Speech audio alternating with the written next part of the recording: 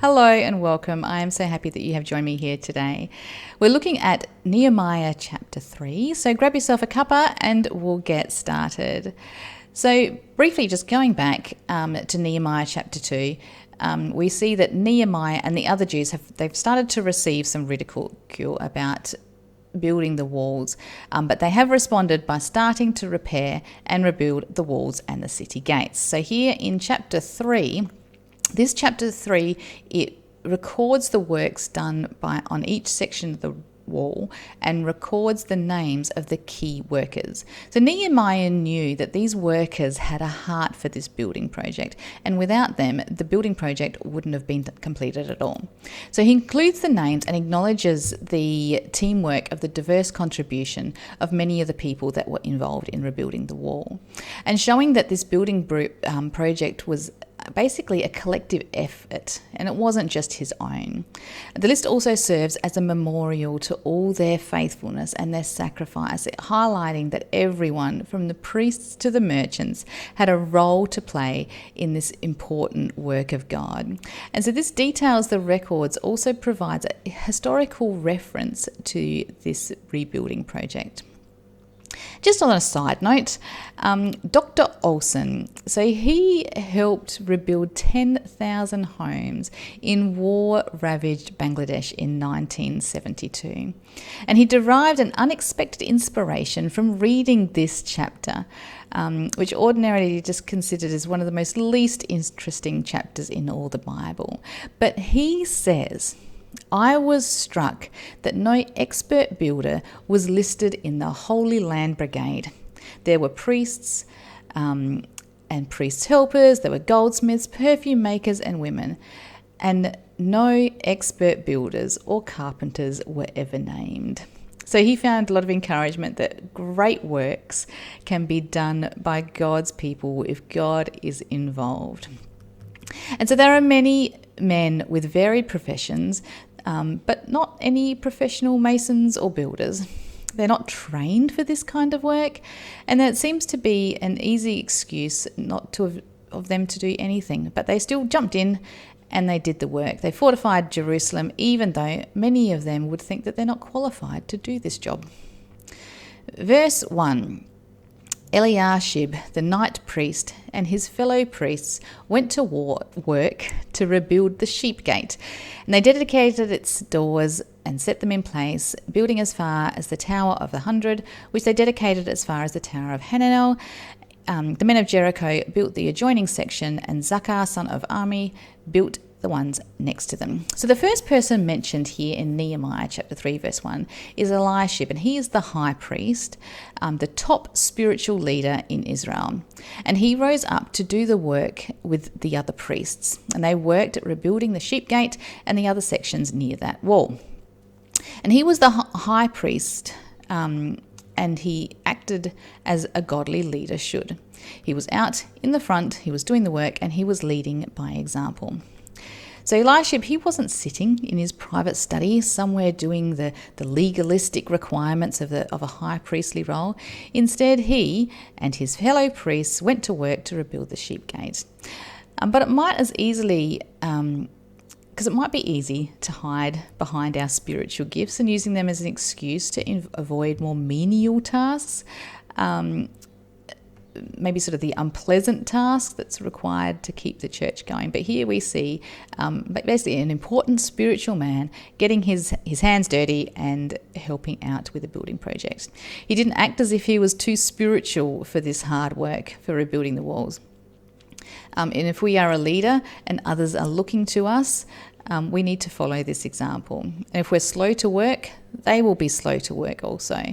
And if we're full of discouragement and doubt, they will follow with discouragement and doubt. And there's good reason why Eliashib is first mentioned in here, and why the rest of this chapter is filled with names, more than 50 of them, that followed his great example. Now, when we go through our study, I usually read the Bible verses as we go through, but this time here I won't, because there's a lot of complicated names that I am going to not be able to pronounce. So I'll just look at sort of the gates. So the gates are mentioned by name. I can pronounce those. And so we'll just look by gate about what work was done for each section. So this next section is the fish gate in verse 3. So basically we see an honorary list of those that worked on the fish gate and those near it. And then we get to verse 5 and it says the next section was repaired by the men of Tekoa. But their nobles didn't put their shoulders to the work under their supervisors. So the Tekoite nobles, they refused to do the work and to work as a team. Their nobles from the city of Tekoa thought that they were above that hard work and they didn't join in. And they were not informed, but were not really told about why they refused to do it. So the men of Tekoa and the other nobles, so they had worked hard. We see that later on in verse 7. But the nobles themselves, they refused to do the work. So the nobles' inaction was a failure to engage in the work of the Lord, a phrase understood to mean that God's work, not just Nehemiah's work. So it's not that they just didn't support Nehemiah, it's that they didn't support God's work. And so literally the idea in the Hebrew is that they wouldn't submit. They would not bend their necks. That's what sort of the Hebrew word implies. They wouldn't bend their necks to what the Lord wanted to do. So the idea isn't just that they're not submitting to Nehemiah as the project leader, it's really that they're not submitting to God, the one who inspired Nehemiah to rebuild the walls. So the nobles refused to be compared to the other people, including just the common people and some of the common priests who were willingly participating in this effort. The nobles' inaction is viewed as a failure to fill their leadership responsibilities, and it shows a lack of humility and an unwillingness to serve in the collective mission. And it also displays a very poor example of leadership. Verse 7 is the Jeshna Gate. And it lists again a whole series of names of those that were heavily involved in the project. Particularly we see in verse 11 the sons of Harmin. There's a man called Malchijiah. This man is mentioned also in Ezra 3 verse 31 as one of the men who was confronted by Ezra for the sin of taking a pagan wife. That is many years before this. Malachijah got things right with God. So years later, and now he's serving him. So he'd married a pagan wife, he had addressed that, and now he is willingly serving God by being heavily involved in this building project.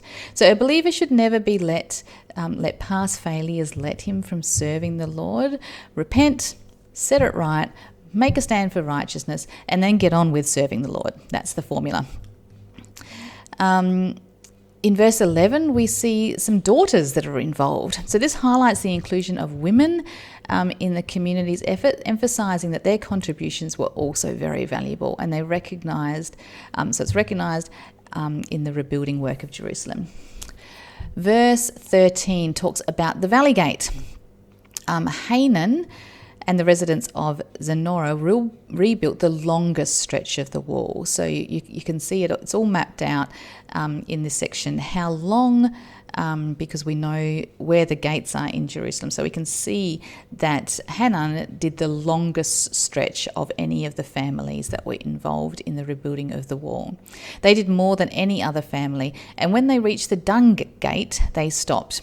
And you know what? After working as long and as hard as they did and reaching the Dung Gate, I would have considered personally that my job was done too. After reaching the Dung Gate and knowing what those, what the conditions would have been like at the Dung Gate, I think I would have considered that I had done my fair share too.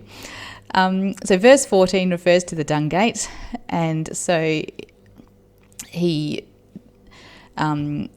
stopped doing that work at the Dung Gate, where it had met another family who had continued that work on. The Fountain Gate.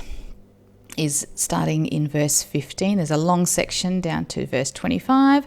And so at the fountain gate, we can see that the priests are making repairs. And their involvement show that the spiritual leaders are not exempt from physical labour and that their work was shared responsibility and a community effort. Their act demonstrates a healthy example of servant leadership and stands as a stark contrast to those Tekoatite nobles in verse 5. Thinking along the lines of ministering in front of their houses, we see this verse again. They ministered, or they did the work in front of their homes.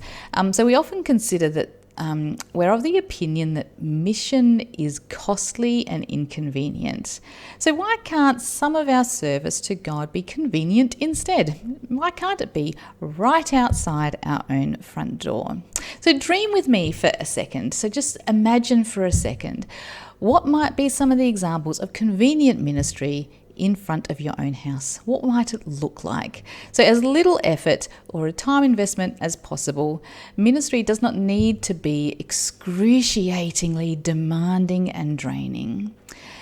So like your front door, having a ministry at your own front door, it might look like a community library right next to your driveway where you deposit unused Christian books and Bibles and good quality literature for the consumption of the community. Or maybe ministering right outside your own front door is just dropping off a meal to a needy neighbour. You might be cooking a lasagna and it's just as easy to cook too, so drop one off to your neighbour.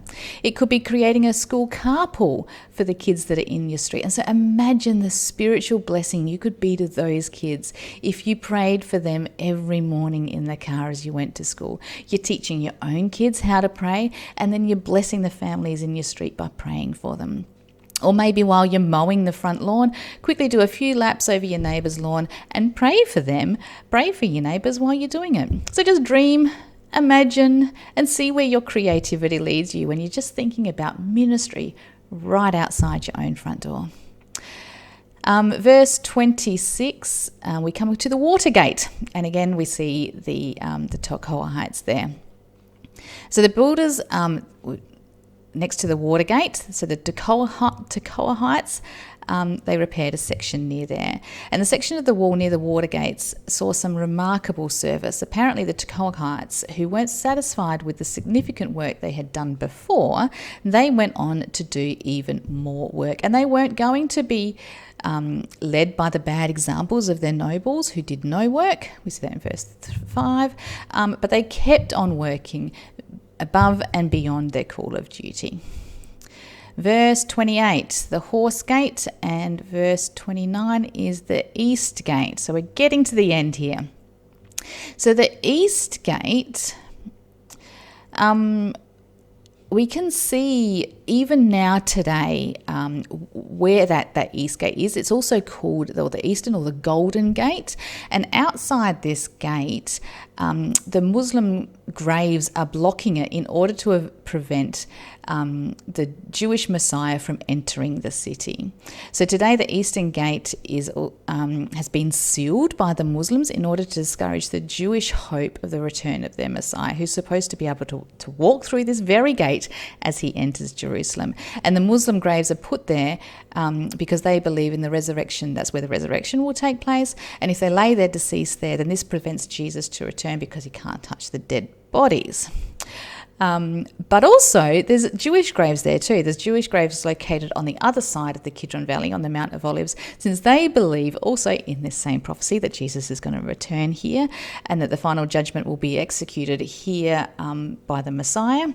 And they want to see it firsthand. They want to have the beneficial vantage point to be able to see this happen. So they've also got their graveyard there as well, the East Gate. So this chapter is a great example of how God does great things when people work in unity. And this shows the needs for believers to work together to accomplish something. It pleases God to see his people working together in one accord, with one heart and with one mind. And God will put us in situations where we must work together and learn how to lead and how to follow and how to work together in unity with one heart and one mind. It might be challenging, but if it's God's work, we have everything we need for his holy work. Thank you for listening today. That's Nehemiah chapter 3. Tomorrow, or next week, we'll be looking at Nehemiah chapter 4. It's been a pleasure spending time with you, and I look forward to seeing you soon. Bye.